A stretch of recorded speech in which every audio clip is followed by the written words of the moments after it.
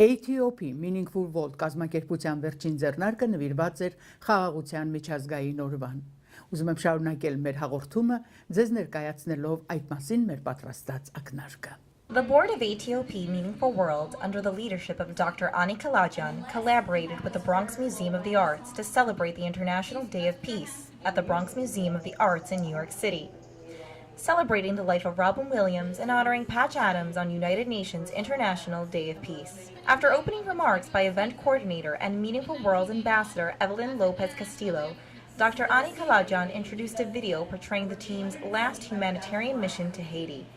The video showed the experiences of several Meaningful World ambassadors who decided to embark on the life-changing experience of a mission with the organization, as well as the impact it has on societies around the world. The video presentation was followed by Nirvana Lucy Nixon singing I Believe I Can Fly, and the audience received her performance with a standing ovation.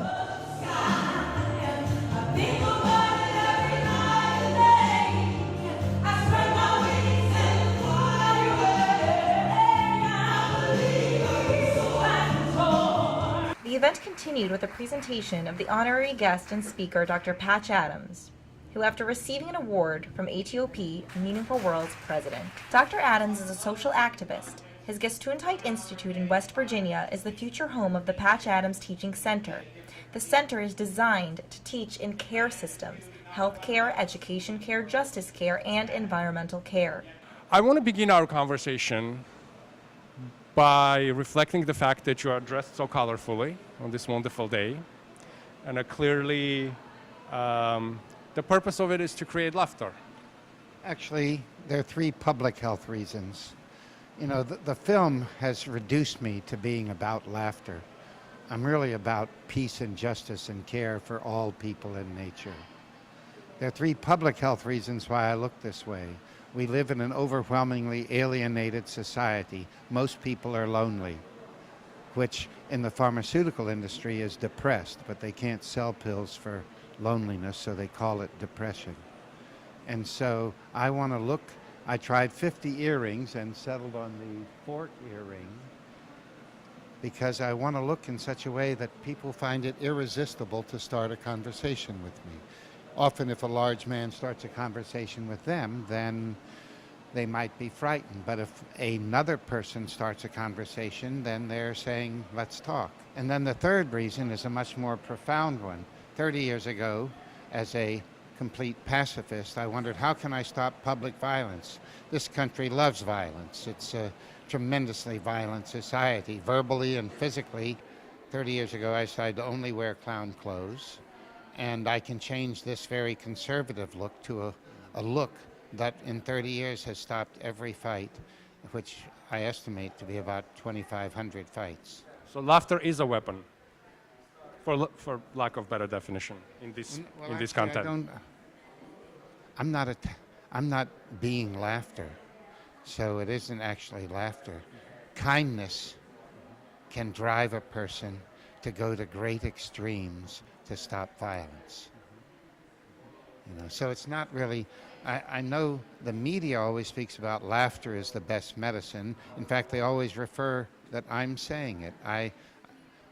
Everyone knows laughter is not the best medicine. For me, since I don't believe in God, know that friendship is the best medicine, that there's nothing more profound in a person's life than their friends. You will be speaking about your friend Robin Williams. So as depressed as he was when I met him, he wasn't able to open the door to the friendship that I'm talking about, okay? Or he would not have killed himself. See, for me, there's no disease depression.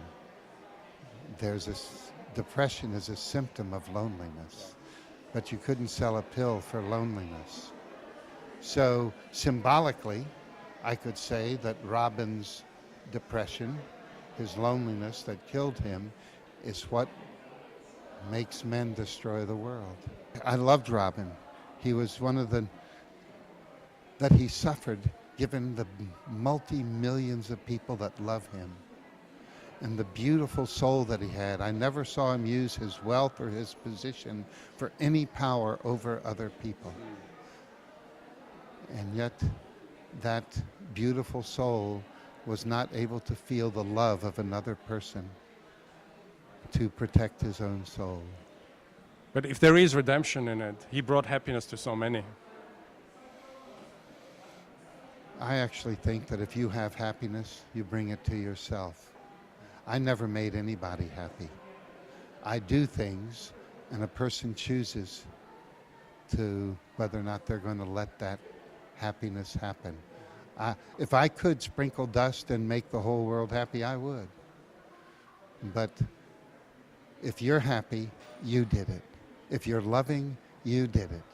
You can be the wisdom of it. You can give an argument, 10 reasons to be happy or 10 reasons to be loving. And what does it mean if you don't choose to do them?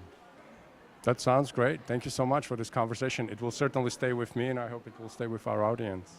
During the event, Dr. Kalajian honored the hardworking interns and members of ATOP, distributing flags and inviting them to share what peace means to them. This year's recipient of the Youth Award was Miss Amanda Nushwai-White, who is passionate about making positive change and being a part of a movement that calls for urgent change and advocates for solutions on things that she cares about, including sustainable development, climate change, equality, and women's empowerment. That is literally how I stay healthy and happy, is that I envision a future with other people, and I'm able to be with others that believe in a better future and believe that we can actually change the current trajectory of our planet and our society. Finally, the well-known Inamori Art Project group took the stage and delivered a vivid and breathtaking performance that served as the perfect culmination of a night full of amazing artists and the sharing of love and peace.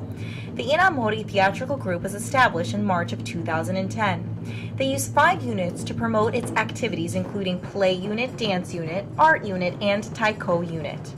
Since United Nations General Assembly proclaimed International Day of Peace in 1981, each year this important date is celebrated around the world in an effort to commemorate and strengthen the ideals of peace both within and among all nations. I'm just so happy that we have this type of an organization to bring together love and peace among communities. I just want to know, what is your aim in participating in this event? What was your aim and obligation to it?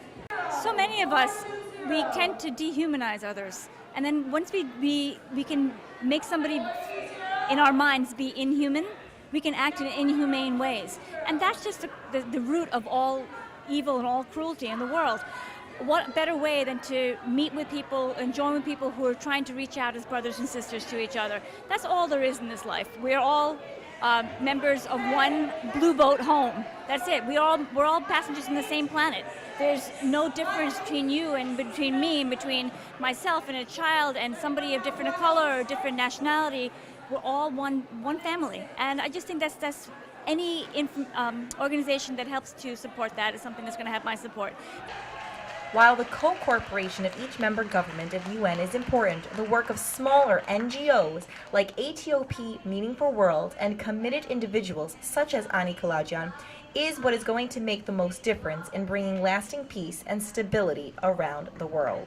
So on a day of your birthday, if you could make one wish that you would like to come true, for all of us here gathered, because I should say that today was a special day. We had people from all over the world. We had people from Japan. As I come every year to this event, it's growing and your message is growing. What would be that day? What would be that wish that you would like to make? My passion is that we have true peace. If I can have one wish and it would come true, I would really ask for peace around the world. No more guns, like what Patch said, using love and using, loving kindness, helping one another, joy, bringing joy in people's hearts and faces, laughter. I would want that so bad. And that's what actually one of the wishes was, although I didn't want to share it, but but the UN is able to mandate this for one day. And then what about the next day? We can't be in peace one day and then tomorrow go back to our guns and be violent. It doesn't make sense. It's so inconsistent. So that's what I want, Haikjan.